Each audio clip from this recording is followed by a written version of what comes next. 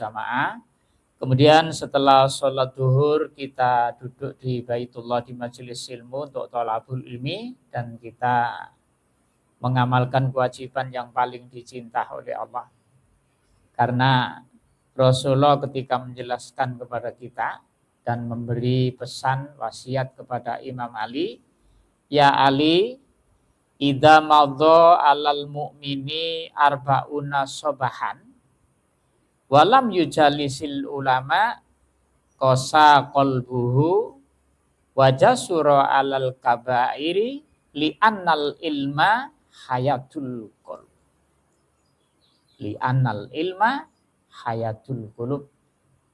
Begini Rasulullah nasihati kepada kita. Wahai Ali, kata Rasulullah, andaikan selama 40 hari orang mukmin itu tidak duduk bermajelis dengan orang yang alim, orang yang takut kepada Allah, orang yang bisa menasihati umat ini, maka kosa qalbuhu, hatinya akan keras.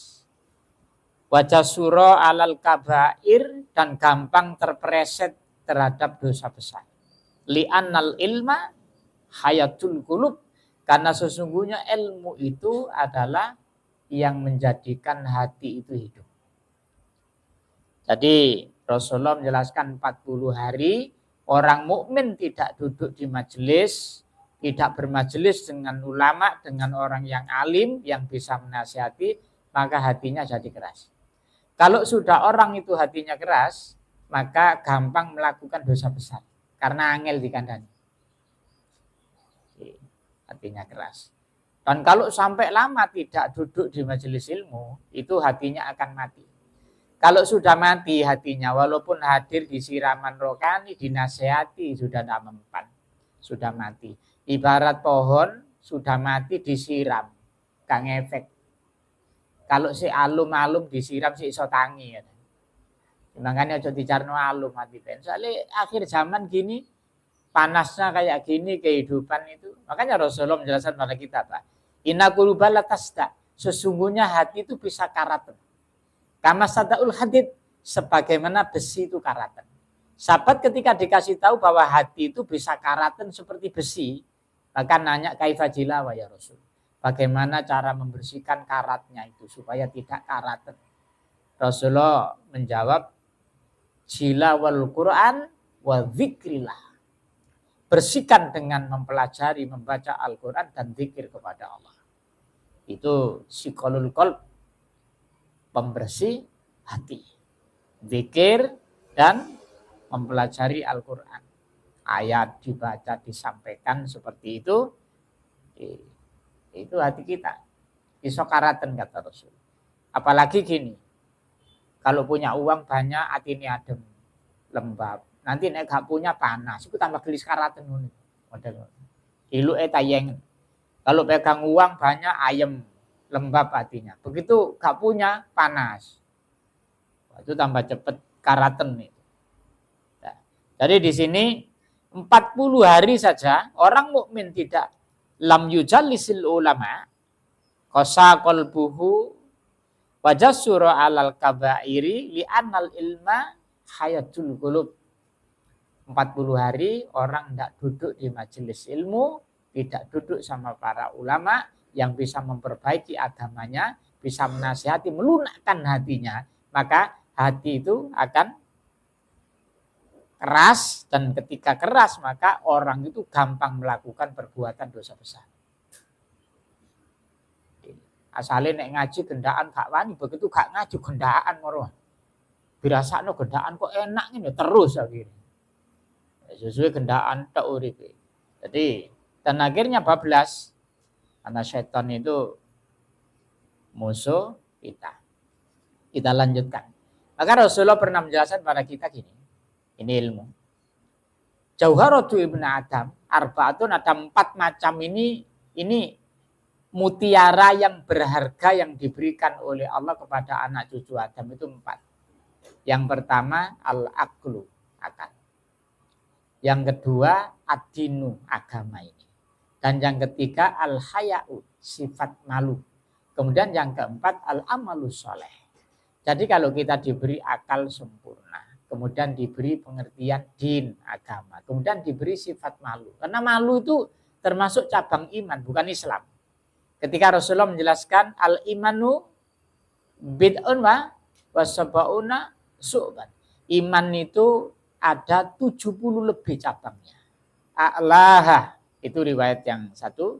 Yang paling tinggi qaulu la ilaha illallah. Di dalam riwayat yang lain, afdaluha, yang paling utama adalah mengucap la ilaha illallah. Kemudian wa adnaha, yang paling ringan, yang paling rendah cabang iman itu adalah imatatul adza anit thariq, menyingkirkan gangguan di jalan. Jadi debu, takut nanti orang ngerem kendaraan kepreset, atau ada batu di minggirno, mungkin paku, kayu, itu cabang iman, bukan Islam, iman. Makanya nyapu embong itu pahalanya besar. Penek nganggur-nganggur nyapu embong, pahalanya besar itu. Karena orang terus ketika lewat nyaman, ada air ngenang di minggirno. Atau betulin saluran air yang tersumbat, nah akhirnya genang di jalan. Oh, itu pahalanya bukan kita sebutkan ngunut, bukan ngunut di hadapan Allah. Karena itu apa? Kasih sayang kepada orang. Berapa pahalanya ketika orang lewat aman. Itu besar. Kemudian yang terakhir Rasulullah sebutkan wal haya'u minal iman. Malu itu bagian dari iman. Banyak kata Rasul, 4 pemberian hebat oleh Allah kepada anak Adam, al-aklu, ad-dinu, al-haya'u, wal amalu soleh. Ada 4. Akal, agama, sifat malu, dan bisa amal soleh. Ini pemberian hebat. Tapi kata Rasul, 4 ini kalau kedatangan 4 ini tidak fungsi. 4 macam ini kalau manusia kemasukan 4 yang lain, ini 4 ini gak fungsi. Yang pertama, al-ghadabu yuzilul aklah. Orang ketika marah itu menghilangkan akal. Jadi orang kalau sudah ngamuk itu akalnya gak fungsi. Walaupun cerdas ketika ngamuk gak ganggu akal. Gak pakai mikir. Hanya kadang begitu marah sama anaknya HP dibanting sampai ajur gitu. Tidak pakai mikir. Setelah itu ditukok nomane. Lu kan rubet. Padahal coba, sholat. Anaknya mainan HP saja, tidak mau berhenti. Disuruh lagi masih mainan. Akhirnya diminta dibanting. Setelah dibanting, besok beberapa hari ditukok nomane. Nah, coba diminta disingit nasi sholat dulu. Nek wis sholat dikekno kan enak. Itu pakai mikir. Nah ini enggak yuzilul aklah. Kemudian yang kedua, wal hasadu yuziludin. Hasud, iri, dengki itu menghilangkan agama. Siapapun walaupun itu kiai besar, walaupun ulama, kalau ada hasudnya agamanya tidak jalan. Ketika melampiaskan hasudnya itu fitnah sana, fitnah sini, gak jalan agamanya. Kemudian yang ketiga, at-tama'u yuzilul haya. Ketika orang itu dilanda sifat rakus, maka malunya hilang. Jadi kalau orang itu rakus betul, menginginkan sesuatu, gak duwe isin, malunya hilang. Kemudian yang keempat, al-ghibatu yuzilul amal saleh. Maka ghibah itu bisa menghabiskan amal soleh. Kita lanjutkan. Kemudian di sini ada satu hadis tentang tobat.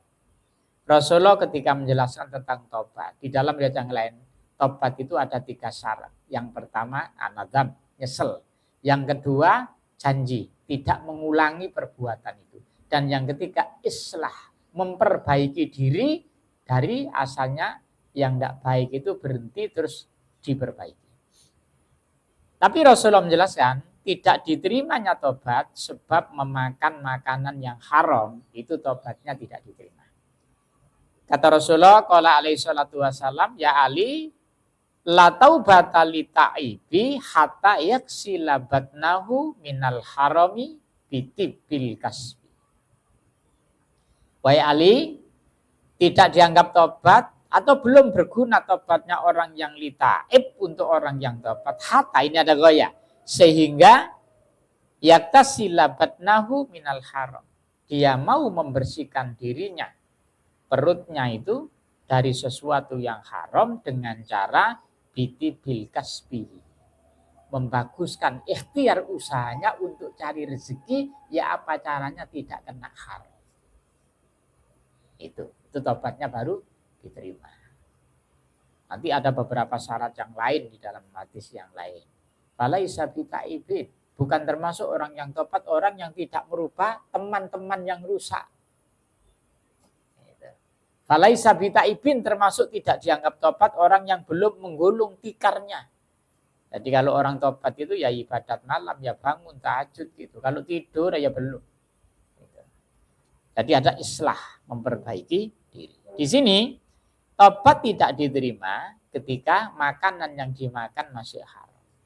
Sehingga mau membersihkan isi perutnya, kemudian dengan apa? Dengan bitibil kasbihi, memperbagus ikhtiar usahanya untuk cari rezeki. Ya apa caranya? Ini rezeki bersih. Gitu. Kemudian dilanjutkan, ya Ali, idalam yakunil alimu taqiyan dhalat mau'idatuhu ala kullu bin nasi kama yadillul qadru ala bidil na'ami wasofa. Ini nasihat Rasulullah kepada kita, supaya terutama kepada seorang mubalik. Jadi kata Rasul, ya Ali, idalam yakunil alimu taqiyan. Jika orang yang punya ilmu, yang kuliah kemana-mana, sekolah di mana-mana, dan beberapa tahun sampai titelnya jejer-jejer. Ketika tidak ada sifat takwanya, maka dhalat mau'idatu, nasihat-nasihatnya, pembicaraannya, itu ketika nyampe kepada gulubin nas, hatinya manusia itu, kama yadillu al-qadru ala bidil na'am. Seperti air yang netes kepada kulitnya telur burung onta atau batu yang licin sofa. Jadi tidak ada gunanya. Maksudnya tidak meresap ke dalam hatinya orang. Ketika orang itu cuma pinter ilmu, pinter ngomong, hatinya tidak takut kepada Allah. Itu walaupun nasihatnya, olah katanya, susunannya mengagumkan, tidak meresap. Maka orang-orang yang bisa menyentuh hatinya manusia ketika nasihati, itu orang-orang yang diberi hikmah. Dengan apa hikmah itu diberikan? Kalau Luqmanul Hakim menerangkan kepada kita dengan 3 macam. Ketika orang bisa melakukan 3 macam ini, maka lesannya diberi hikmah. Kalau ngomong itu biasa, cuman orang yang diomong itu so kepikiran dan bisa meresap. Dia ngenang, bener koyok. Berarti saya harus berubah seperti itu. Maka Luqman ketika ditanya, dengan apa kamu dapatkan ilmu hikmah itu? Beliau menjawab, bisalah satu asya, dengan 3 macam. Apa yang pertama? Sidqul hadis. Saya kalau ngomong selalu saya jaga, harus jujur. Nah, kira ada ibu. Sehingga Rasulullah nasihati kita, hendaklah kamu selalu jujur, walaupun guyonan. Dan kamu harus jujur, walaupun kepada anak. Dan tidak boleh, kata Rasulullah, orang itu memanggil anaknya karena mau disuruh sesuatu, tapi dia alihkan dengan cara lain. Tidak boleh. Misalkan anaknya dipanggil, Fulan, pulang, pulang. Terus anaknya tidak mau pulang. Ngikut enggak. Pulang akhirnya. Begitu nyampe, mau kemana? Mandi. Dari pagi tidak pulang-pulang, belum mandi. Itu tidak boleh sama Rasulullah. Jadi kalau ngikut enggak? Ngikut kemana? Ya tidak muter jilid terus mandi. Apa ngumeti oma atau apa pokoknya mari mandi. Kalau manggilnya dengan cara, ayo pulang oh, tak kasih. Mau enggak? Tak kasih. Padahal mau nyuruh mandi. Karena seharian belum pulang. Main saja anak kecil. Ayo pulang oh, nanti tak kasih. Kasih apa? Sudah pulang oh, tak kasih. Begitu pulang dikasih dulu. Apa uang 5.000 apa sudah? Ayo mandi. Itu tepat kata. Dan tidak boleh dipakai itu tadi. Tidak boleh cuma mengatakan ini padahal tidak. Itu tidak boleh. Walaupun cuma kepada anak dengan keperluan sendiri, itu Rasulullah tidak mengizinkan. Jadi orang kalau kepingin punya kalimat hikmah dari lesannya, itu Rasulullah ngajari kepada kita yang jujur. Jadi apa? Alaika bisidqi. Hendaklah kamu selalu jujur. Fa inna sidqa yahdi ilal bir. Karena kejujuran itu bisa membawa orang kepada kebaikan. Fa innal birra yahdi ilal jannah, dan kebaikan itu bisa ngiring orang ke surga. Fa inna rajula la yasduku, sesungguhnya ada seseorang itu selalu jujur. Sehingga yuktaba indallahi siddiqon, sehingga tercatat di sisi Allah dia adalah orang yang jujur. Kemudian Rasulullah nasihati iyakum wal kadhib, hati-hati dari dusta. Sesungguhnya dusta itu innal kadhiba yahdi ilal fujur. Dusta itu menggiring orang kepada perbuatan tidak baik. Fa innal fujura yahdi ilan nar, dan tidak baik itu menggiring orang ke neraka. Fa innar rajula, sesungguhnya ada seseorang itu layak jibu, selalu pakai mudhari, senantiasa suka dusta, ngomong didik campur bujuk, ngomong didik campur bujuk. Akhirnya yuktaba indallahi, dicatat di sisi Allah kadzaban, sebagai pendusta. Wah, repot kalau itu. Tadi jujur. Yang kedua apa kata Luqman? Di samping yang pertama itu sidqul hadis, saya kalau ngomong berusaha jujur. Syekh Abdul Qadir Jilani, itu saya baca di dalam kitab. Masih kecil, masih anak-anak, itu senangannya itu main ke sawah. Nanti kalau ada orang baca sawah itu, garu itu istilahnya kita, itu dia naik di belakang. Dan sama yang garu juga disuruh, ya enggak apa-apa, biar tambah berat. Jadi biar tanahnya cepat ajur, lumer. Naik. Lah suatu hari dia naik pegangan garu itu sama Pak yang garu itu, sapinya noleh. Dipanggil dia. Qadir, bukan di sini tugasmu, turun, belajar sana. Waktumu ini belajar agama, bukan mainan di sini. Pulang. Jadi sapinya noleh, dia dijak ngomong. Nah ini masalahnya, apa sih tukang garu ngerti kalau sapinya ngomong? Itu enggak ngerti. Pulang dia, nanya kepada ibunya. Bu, saya tadi gini-gini cerita, ya nak belajar, nak mungkin sudah waktunya belajar. Kemudian saya mau belajar cari orang alim. Ibu punya bekal tahu untuk ngasih bekal saya. Ini ada uang tinggalannya bapakmu 8.000. Nanti yang 4.000 untuk saudaramu, yang 4.000 kamu bawa. Sini. Didekatkan, bajunya dipasang saku tapi di dalam. Ketika dipakai uangnya ada di dalam. 4.000. Kamu berangkat tuh cari ilmu. Insya Allah ibu ridhoi. Qadir, dimanapun kamu berada nak, dan ngomong siapa-siapa saja, usahakan kamu harus jujur. Dia, iya bu. Berangkat. Dan berangkatnya itu ikut bersama orang gafilatakan. Berangkat. Lunut dia. Akhirnya di tengah jalan dihadang sama perampok. Diceritakan di situ perampoknya saja bawa 60 kuda. Rombongan besar ini. Yang merampok itu 60 orang bawa kuda. Jadi karena mau merampas barang-barangnya. Semua dirampas selesai, anak buahnya segitu banyaknya. Setelah itu di dalam kitab itu diterangkan. Kepala perampok ini ngomong sama nama. Sudah kamu rampas semua harta mereka? Sudah. Istilah bahasa kita sudah bos. Tinggal satu anak kecil, anak fakir itu enggak, saya tanya itu. Dia punya apa? Loh, panggilan saja coba tanya. Dipanggil di depan bosnya ditanya. Si fakir, kamu punya apa? Saya punya uang 4.000. Ada yang melihatkan 4.000 dirham, bukan dinar. Karena kalau 1.000 dinar itu besar. Ini 4.000. Ada yang mengatakan dirham. Di mana? Ini di saku ini. Di saku dikasih ibu, ditaruh di dalam, dijahitkan saku di dalam baju saya. Ada uang 4.000. Loh kenapa kamu tunjukkan saya? Kan saya ini perampok. Lah, saya sudah dipesan sama ibu.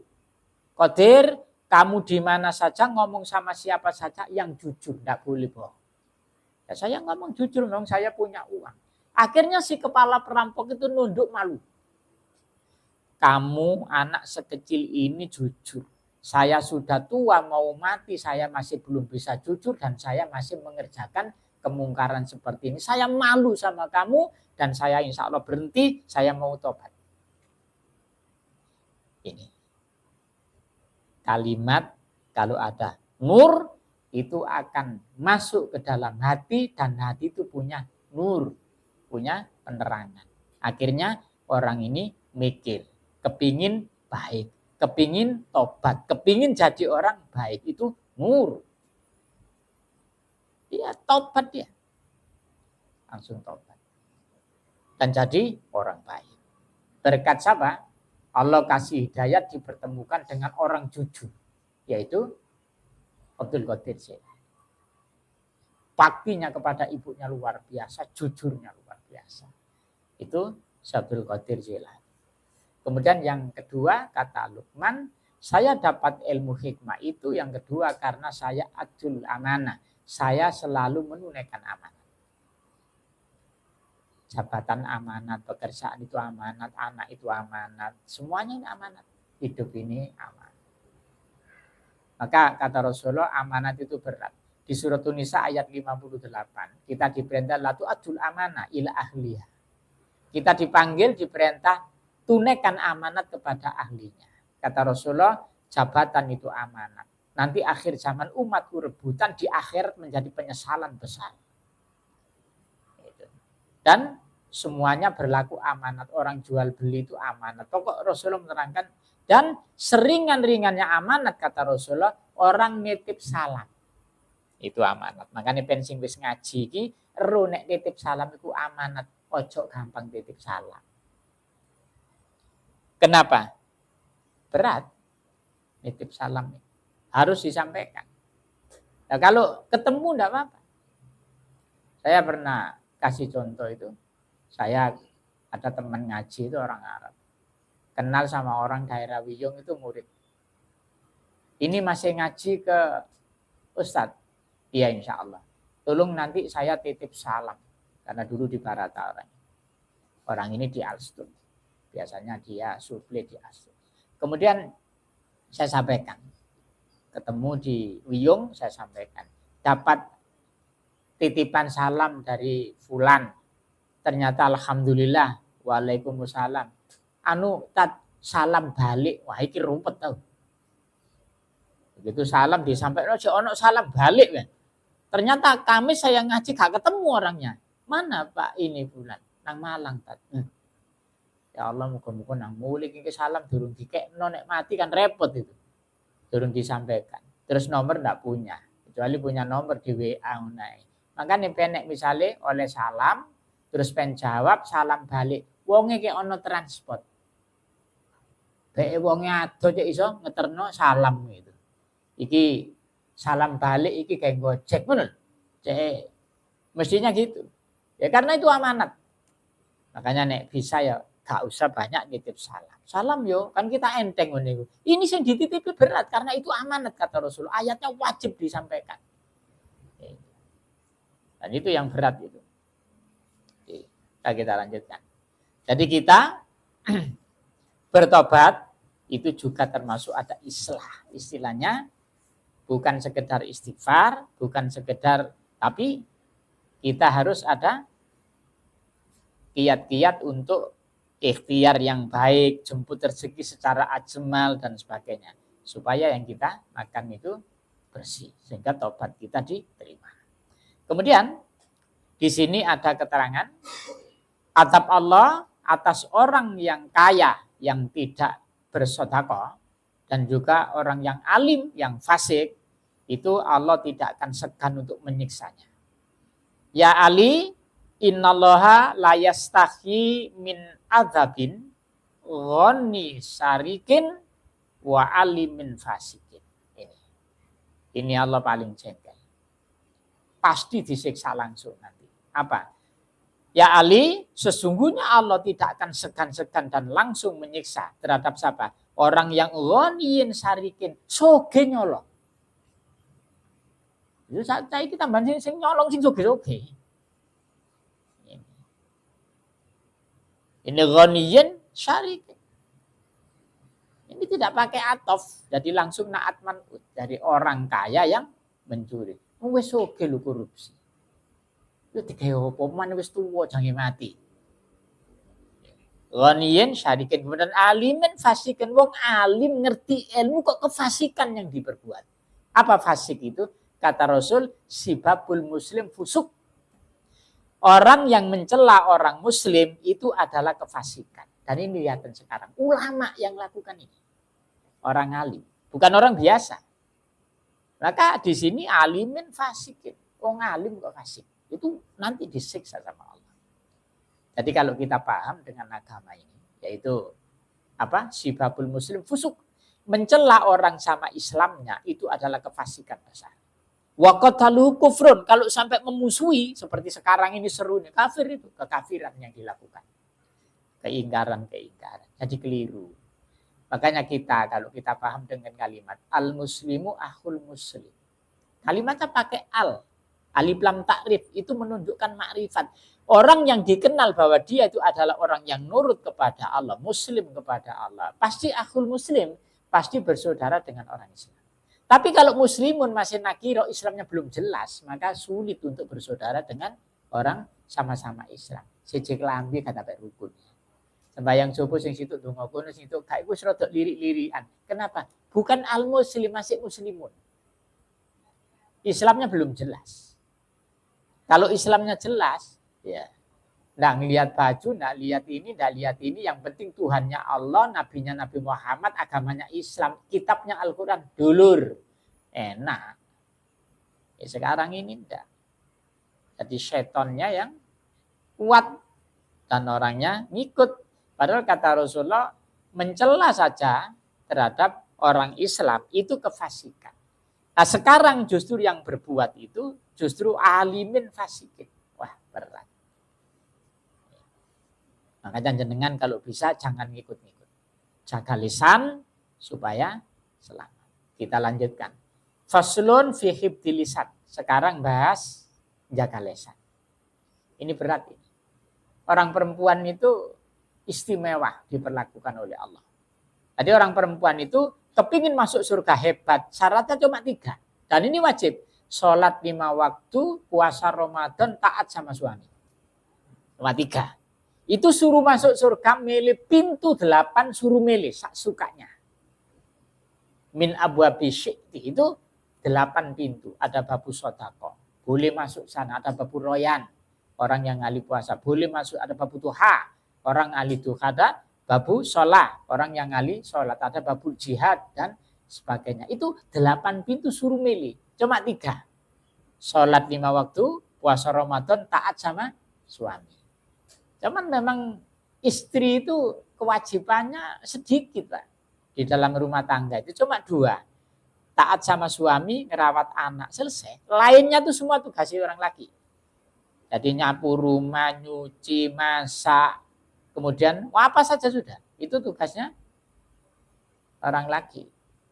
Ya, tapi karena istri juga disuruh taat sama suami, akhirnya suaminya nyuruh, "Dek, tak tinggal golek duit, tolong omahe sabun, pelen." Nah, itu wajib tak? Tak aja aku sing rada ruwet boleh dadi akeh urusane. Suruh masak no makanan untuk saya, untuk anak-anak. Akhirnya karena wajib taat boleh dadi akeh itu perintahnya. Dan penyebab wanita masuk neraka mayoritas kata Rasulullah karena 2. Jadi kalau kepingin masuk surga hebat, suruh masuk lewat semua pintu manggil 3. Tapi kalau menjadi penyebab masuk neraka itu cuma 2. Apa yang pertama kata Rasul? Tukfirna laknah. Ini. Lesannya banyak nyacat dan ngomelan. Itu sing garai anak wong wedok-wedok itu. Karena jadi orang perempuan itu masuk surganya gampang, masuk neraka juga gampang. Jadi karena itu tadi. Apalagi kata dokter siapa itu, perempuan itu, orang perempuan itu kalau umurnya sudah 52 ke atas, itu senengane ngurus-ngurusi. Makanya didadekno ketua Dasawisma PKK gelem, dadi sekretaris RT gelem, dadi bendahara, kok gelem terus, akhirnya dasingi lu kakek urusan. Jadi kebanyakan urusan. Sampai suaminya juga diurus. Jangan dia Rono, yo pakaiane gak ngono, wong kondangan kok ngono salin. Sampai diurus. Anak wong lewat ning ngarepe omah jubahe mbek kudunge gak cocok diurus ya. Lah ya wong jubah warna ngono kok gawe kudung ngono sampai seperti itu. Karena memang suka ngurus. Dan itu berat. Maka di sini hifdzil lisan, jaga lisan. Jadi Rasulullah ngelarang kita la tu'ayyir ahadan bima fihi. Fama min lahmin ila wa fihi admun. Ini perhatikan. Kayak orang itu pasti ditetapkan sama Rasulullah pasti punya salah. Jadi di sini larangannya jangan mencela seorang pun siapapun ahad dan nakira bima fi terhadap apa yang ada padanya.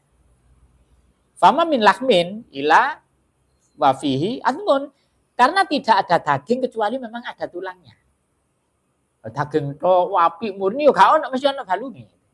Jadi orang walaupun kelihatannya baik apa mesti ono elek, mesti ada kurangnya. Dan itu kita enggak boleh nyela. Rasulullah ngelarang. La tu'ayyir ahadan bima fihi. Fama min lahmin ila fihi atmun. Wala kafarrota lil ghibati hatta yastakhillahu au yastaghfira lahu. Ini beratnya dosa rasan-rasan ghibah. Hanya tadi Rasulullah katakan perempuan kebanyakan masuk neraka karena dua. Yang pertama, tukfirnal laknah. Banyak nyacat dan ngomelan. Yang kedua, takfurnal asyr. Kurang syukur dengan pemberian suami. Ini penyebabnya cuma dua. Makanya Rasulullah ketika ngajari kita. Sholatnya orang perempuan ketika sudah bersuami tidak diterima, belum diterima. Kecuali setelah sholat mendoakan suaminya kebaikan. Itu menjadi syarat untuk para istri. Makanya saya punya jamaah ibu-ibu TNI itu kalau Senin, Selasa sama Kamis. Itu alhamdulillah tadi makmur betul majelisnya. Yang hadir itu 70, 75, 80. Paling sedikit kadang kalau banyak udzur itu 55, 60 masih ada. Dan itu ya mulai ada yang masih remaja, yang diajak ibu-ibunya itu juga ada yang sudah sepuh-sepuh, ada yang sudah umur 70, ada yang 65 gitu. Nek sing umur 70, 65 itu diluk nyambangi. Karena kalau ada yang sakit, jamaah ini tak sambang semua. Yang tidak ada udzur. Kita doa di sana diaminkan kemudian ditinggali sosial sedikit kadang 250 gitu. Karena kalau itu ada infak jalan untuk sosial. Kalau ada yang kematian juga kita datang mendoakan seperti itu. Jadi jamaahnya tak kondisikan seperti itu. Ada Senin, Selasa, sama Kamis. Karena saya Rabu tidak bisa. Itu jam 9 sampai jam 10. Kemarin nyampe di bab ini juga. Hibdilisan, cuman Riyadhus Shalihin. Kata Rasulullah, wala kafarota lil ghibah. Tidak ada tebusan bagi dosa ghibah.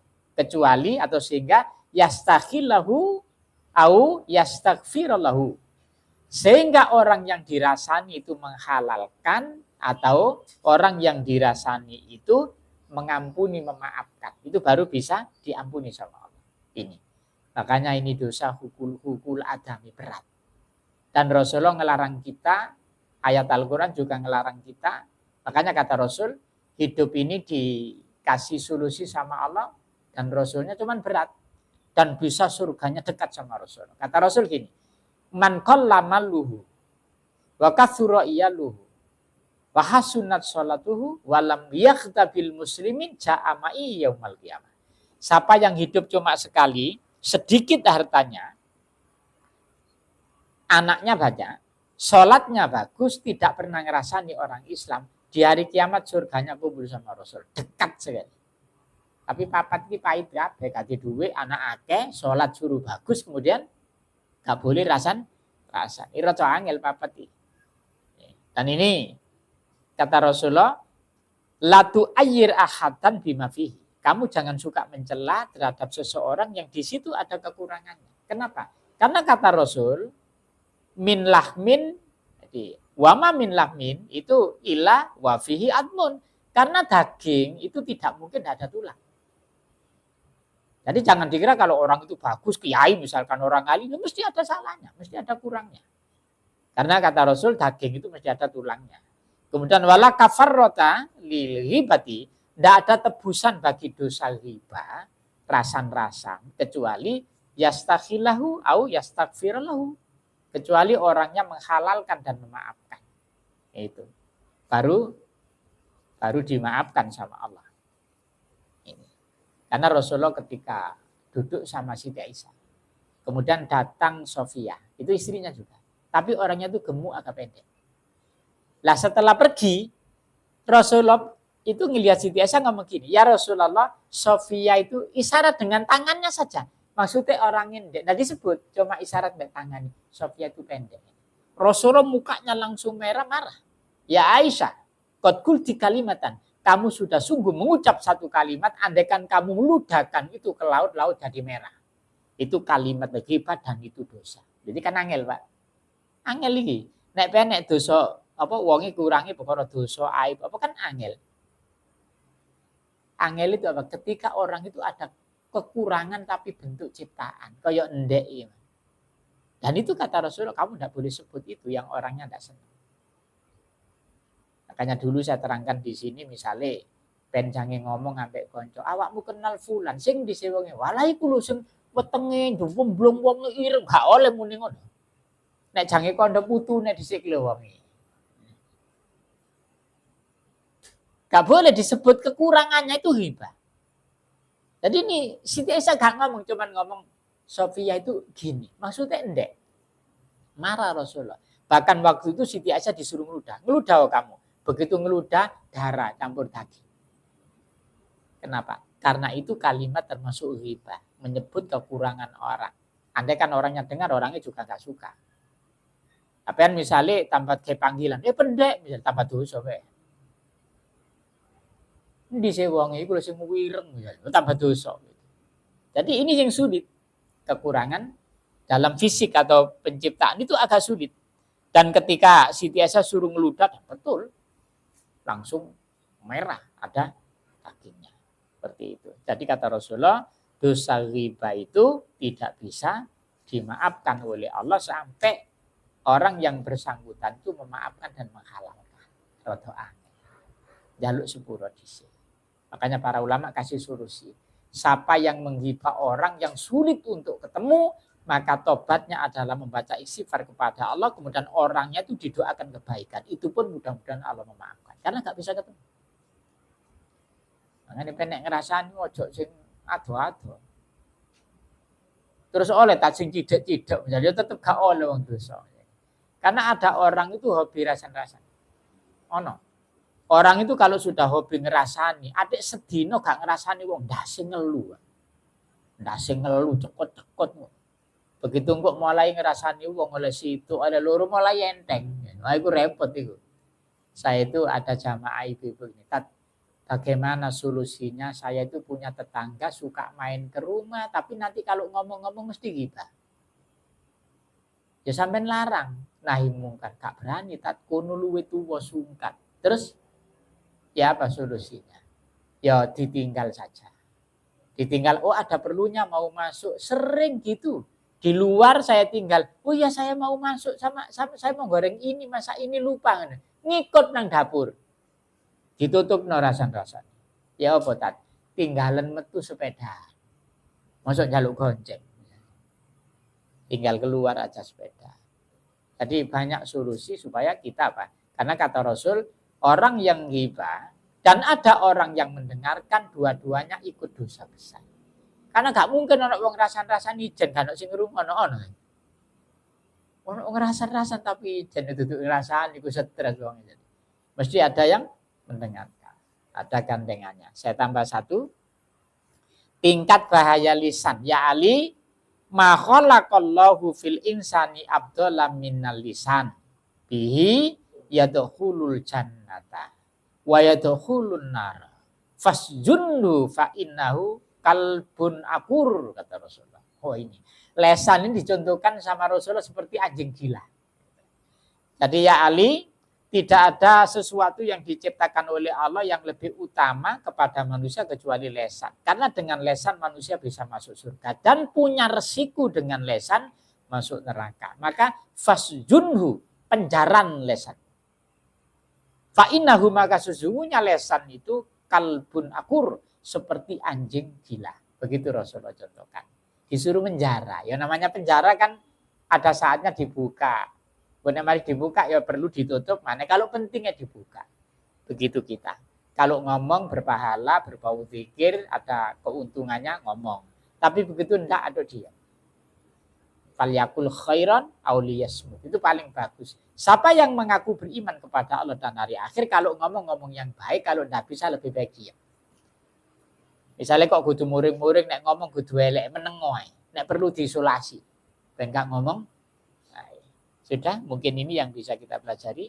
Sudah 40 menit 38 menit. Tadi 41, sekarang lebih 2, 3. Mudah-mudahan yang kita pelajari dari tentang mutiara yang diberikan Allah kepada kita, al-aqlu wa dinu wal haya, terus wal amalus soleh. Ya, apa caranya menjaga jangan sampai 4 istimewa ini kedatangan yang 4. Al-ghadab, terus wal hasad, terus at-tama, kemudian wal ghibah. Itu bisa menghilangkan 4 istimewa ini. Kemudian kita ingat bahwa Rasulullah mengingatkan tobatnya orang yang bertobat tidak ada gunanya selama perutnya tidak dibersihkan dari makanan haram dengan cara memperbaiki usaha dan ikhtiarnya cari harta. Bitibil kasbi, kata Rasulullah. Kalau saya punya aktivitas mencari uang, mencari rezeki kok ada yang tidak bagus, itu dirubah. Kenapa? Karena nanti kalau punya dosa terus tobat tidak diterima. Sampai perutnya bersih dari sesuatu yang haram. Ini mudah-mudahan sedikit ini jadi ilmu manfaat dan keterangan yang barokah. Dan mudah-mudahan kita diberi oleh Allah kekuatan istiqomah ngaji. Karena tadi diterangkan 40 hari orang mukmin tidak duduk di majelis ilmu, maka qasa qalbu, hatinya jadi keras dan gampang melakukan dosa besar dengan sengaja. Itu sing berat. Ini kita tutup dengan kafaratul majelis. Walhamdulillah asyhadu an la ilaha illa anta astaghfiruka wa atubu ilaik. A'udzubillahi minasyaitonirrajim. Bismillahirrahmanirrahim. Allahumma sholli ala sayyidina Muhammad. Alhamdulillahirabbil alamin. Allahumma anfa'na bima 'allamtana ya Allah wa 'allimna ma yanfa'una. Rabbana zidna ilma warzuqna fahma walhamdulillah ala kulli halin. Allahumma barik lana fi ma razaqtana ya Allah wa barik lana fi amwalina wa barik lana fi ulumina ya Allah, barik lana fi umurina wa barik lana fi auladina ya Allah wa barik lana fi dzurriyyatina. Rabbana atina fid dunya hasanah wa fil akhirati hasanah wa qina adzabannar wa adkhilnal jannatal ma'al abrar. Aziz ya ghaffar rabbal alamin. Subhana rabbika rabbil izzati amma yasifun, salamun alal mursalin walhamdulillahi rabbil alamin. Assalamualaikum warahmatullahi wabarakatuh.